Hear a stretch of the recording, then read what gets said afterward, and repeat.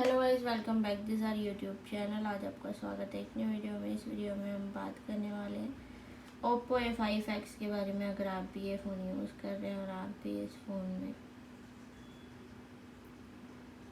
Wifi जो है enable और डिसेबल करना चाहते हैं तो कैसे इनेबल और डिसेबल कर सकते हैं, आज की वीडियो में बात करने वाले हैं। चलिए गाइस, वीडियो को करते हैं स्टार्ट। सबसे पहले आपको फ़ोन को कर लेना है ओपन। फ़ोन को ओपन करेंगे, इस टाइप से आपको इंटरफेस देखने को मिलेगा। यहाँ पे जो आपको बहुत सारे ऑप्शंस देखने को मिल जाएंगे, इनमें से जो आपको सेटिंग्स के ऑप्शन पर क्लिक करना है। क्लिक करेंगे, इस टाइप से इंटरफेस देखने को मिलेगा। वाईफाई का ऑप्शन मिलेगा, क्लिक करना है। वाईफाई का ऑप्शन मिलेगा, स्विच मिलेगा।